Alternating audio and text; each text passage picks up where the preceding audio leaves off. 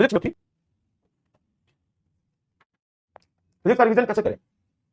Physics का revision, physics में जो theory, special case, theory, concept, formula, special case, बहुत सारे स्पेशल केस हम बताते हैं, ट्रिक, जो तरीका कैसे इस क्वेश्चन को अटेम्प्ट करना होता है, उसका मल्टीपल टाइम्स लिख लिख के रिवीजन करें, मल्टीपल टाइम्स लिख लिख के रिवीजन करें, और क्वेश्चन को सिर्फ देखें और सोचे कैसे सॉल्व हुआ, सोचे कैसे सॉल्व हुआ।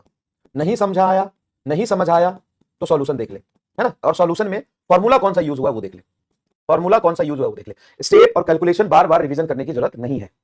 स्टेप और रिवीजन कैलकुलेशन 4/3, 6/8, 2 का होल स्क्वायर, इसको रिवीजन करने की जरूरत नहीं है। रिवीजन में टाइम बहुत लगता है, लग ही नहीं सकता टाइम, अब गलत तरीके से रिवीजन करते हैं, गलत तरीके से करते हैं। आपको क्या करना है, अगर आपको जैसे लॉज ऑफ मोशन का रिवीजन करना है तो लॉज ऑफ मोशन खोलना है।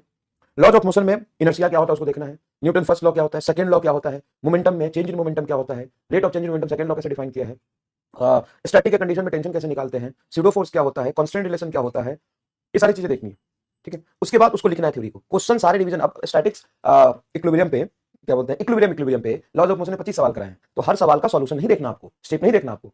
वर्क एनर्जी पावर की बात करते हैं। वर्क एनर्जी पावर में हमने कहां से शुरू किया कि work done by constant force. Work done by constant force में मैंने कराया एफ डॉट एस होता है, और उफ एफ डॉट एस में डॉट प्रोडक्ट करके 4-5 सवाल कराए। तो आपको 4-5 सवाल रिवीजन नहीं करना, आपको क्या करना है कि work done is equal to F dot S, ये कंसेप्ट है, और उसमें डॉट प्रोडक्ट करके आंसर आता है, हो गया। अब वर्क किन किन बातों पे डिपेंड करता है, फ्रेम पे डिपेंड करता है, किस किस चीजों पे डिपेंड करता है, पॉजिटिव वर्क का मतलब, नेगेटिव वर्क का क्या मतलब, वो रिवाइज करिए।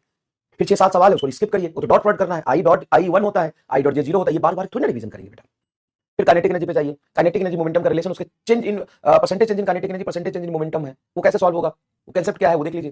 हर सवाल को सॉल्व करने की जरूरत नहीं, छोड़िए सवाल, आगे जाइए। वर्क एनर्जी थ्योरम है, work done is equal to change in kinetic energy, अब एक कांसेप्ट है, इस पे कैसे सवाल बन सकते हैं, कैसे सवाल पूछे हैं मैंने, वो सवाल देख लीजिए, सोचिए अच्छा इसमें सर ने क्यों लगाया है change in kinetic energy is equal to work done, हो गया। इस तरीके से रिवाइज करते हैं, है ना। जैसे सीओएमई है, कंसेप्ट ऑफ पोटेंशियल एनर्जी है, वो कंजर्वेटिव फोर्स है, उसके कंसेप्ट को समझिए ना। अब एक बराबर माइनस डी होता है, उसके फिजिकल सिग्निफिकेंस को, उसके फार्मूला को, उस पे सवाल कैसे, ये देखिए। अब उस पे जो सवाल मैंने दिया एक्चुअल में कि u बराबर x² y है, अब उसको तो रिवीजन करना है।